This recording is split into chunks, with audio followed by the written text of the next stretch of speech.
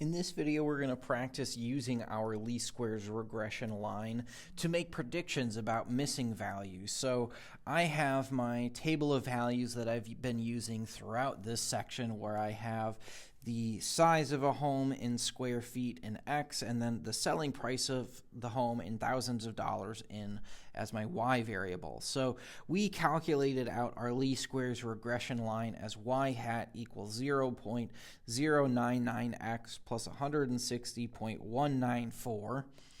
I want to use the least squares regression line above to predict the selling price of a 2,950 square foot house. So the thing that I want to pay attention to is, what are the units? What is the information that's given me here? So in this case, the 2,950 square foot house. That's the size of the house. This is an X value. They're essentially giving me an X value. And this part is relatively straightforward because I'm just going to take that X value that I'm given, and I'm going to go ahead and plug it into my least squares regression line for X, and then I'm going to solve for Y. So there's not a whole lot of tricks here. I'm just going to be taking that X value that they gave me and plugging it into my least squares regression line. So Y hat is equal to 0.099x.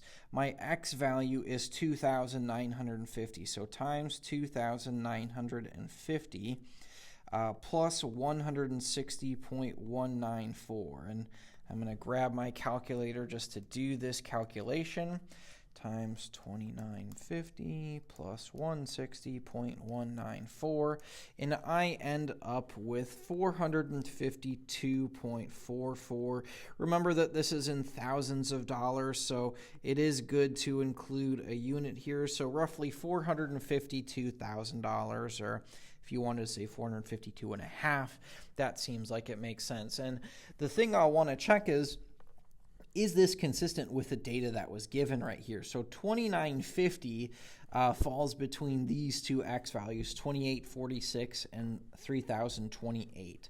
452, my Y value down here, 452.44, that does seem to fall in line with the data values that I'm seeing right here between 435 and 469. So you can check to make sure that your prediction is relatively appropriate.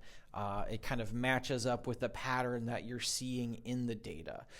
The thing that we would be concerned about, and what we'll talk about in the next section coming up here, is if we were to pick an X value that is outside of the X values that are provided, our model becomes much less reliable working with those, because the model was used creating these X values, and if you go outside of the bounds of those X values, your model doesn't really know what to do with those. So if I wanted to use X equals 4,000, I cannot guarantee that my least squares regression line is going to give me a reliable prediction, because that's outside of the realm of the data that I use to create this model. That's something that's called extrapolation that we're going to talk about in the section right below this video.